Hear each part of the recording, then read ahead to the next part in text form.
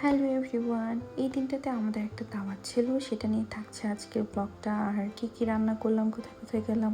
আমার হাজব্যান্ডের ফ্রেন্ড সুনিতা আপুর মেয়ে ওয়াফিকার বার্থডে ছিল, ওর এটা 3rd বার্থডে ছিল। বাচ্চাটা দেখতে দেখতে আমাদের সামনে কীভাবে বড় হয়ে গেল মাসাল্লাহ। তো এই কারণে আর কি ওই দিন আমাদের বের হওয়া হয়েছিল। আর ওই সময়টাতে তোমার কি বলবো, একটা মানে এত বৃষ্টির একটা টাইম ছিল। মানে ইংল্যান্ডে যখন বৃষ্টি হয় ওই দিনগুলো আসলে মোটেও ভালো যায় না। কারণ বৃষ্টির দিন মানে এরকম বৃষ্টি না যে তোমার ঝুম বৃষ্টি হবে দেন কমে যাবে। এখানে বৃষ্টি মানে সারাদিন হবে, টানা 1 সপ্তাহ হবে, 10 দিন হবে, মানে কোনো ঠিক ঠিকানা নাই এরকম। আর উইন্ডি ওয়েদার তো অলওয়েজই থাকে।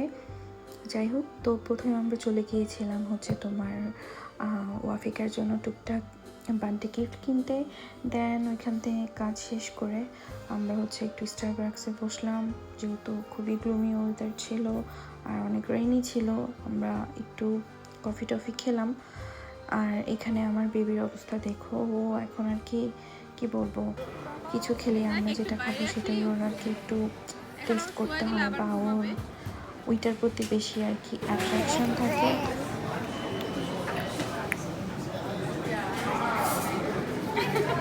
গালটা কি লালই থাকবে আজকে? খুব খুব খুব হ্যাপি সে। যাই হোক, তো তারপর হচ্ছে এরকম আমরা বের হয়ে গেলাম বাসায় যাওয়ার জন্য। অবস্থা দেখতেই পারছো কি অবস্থা, মানে একদম বৃষ্টিতে, ঝিরিঝিরি বৃষ্টি, সারাদিন বৃষ্টি। মানে এই সময়ের এই ওয়েদারগুলোতে না মানে মন খুবই তোমার কি বলে কেমন জানি থাকে, কিছুই ভালো লাগে না, কোথাও যেতে ইচ্ছা হয় না, বাট তারপরেও সব কিছুই করতে হয়। পাশে এসে ওই দিন হচ্ছে তোমার একটু ভিন্ন টাইপের একটা খাবার খেতে ইচ্ছে করছিল। সেটা হচ্ছে তোমার করলা, আলু, তারপর ছোট চিংড়ি মাছ, আর যা যা লাগে ভর্তার জন্য ওই টাইপের সব কিছু ভেজে নিয়ে একটা ভর্তা।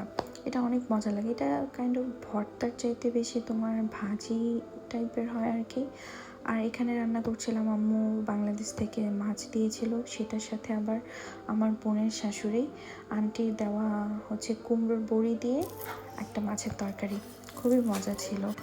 আর এই ভর্তাটাও হচ্ছে তোমার অনেক মজা লাগে। ছোট চিংড়ি যখন দাঁতে তোমার ভাতের কামড় কামড় পড়ে না, খেতে অনেক মজা লাগে গরম ভাতের সাথে। তো দাওয়াত ছিল হচ্ছে আমাদের পরের দিন মোস্ট প্রবাবলি সন্ধ্যায়। তো সন্ধ্যার দিকে হচ্ছে আমি, আমার ছেলে, আমরা সবাই রেডি হয়ে গিয়েছিলাম আপুদের প্রোগ্রামে যাওয়ার জন্য।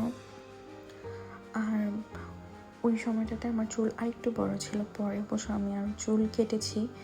এখন দেখে খুব আফসোস লাগতেছে যে কেন চুল কাটলাম। আর যাই হোক, আমার মাঝে মাঝে এরকম মানে লেজ চুল হয়ে গেলে খুব মেজাজ গরম হয়ে যায়, তখন আমি কেটে ফেলি। আর কত মনে হয় 5-6 বছর থেকে আমি নিজেই চুল নিজেই কাটি। মানে আমার কোনো স্যালনে যে চুল কাটতে ভালো লাগে না কেন জানি, মনে হয় যে মন মতো হয় না, এই কারণে আর কি। তো তারপর প্রোগ্রামে চলে গেলাম একটু ঢংঢাং শেষ করে। এই যে এটা হচ্ছে ওয়াফিকা, মাশাআল্লাহ এত লক্ষ্মী একটা বাচ্চা আর এত প্রিটি, মাশাআল্লাহ। ওর জন্য দোয়া করে দিও সবাই। ও আমাদের সামনেই আর কি হয়েছে। মাহবুব আর আমি এখনও মাঝে মাঝে বলি যে বাচ্চারা দেখতেই বড় হয়ে যায় কত তাড়াতাড়ি। আর ওই দিনটাতে মাহবুব আনফর্চুনেটলি জব থেকে ছুটি ম্যানেজ করতে পারেনি, সো আমরা বাকিরা গিয়েছিলাম, শুধু মাহবুব ছিল না। আর বাবু প্রোগ্রামে যে এত এনজয় করেছে, মানে কি আর বলবো।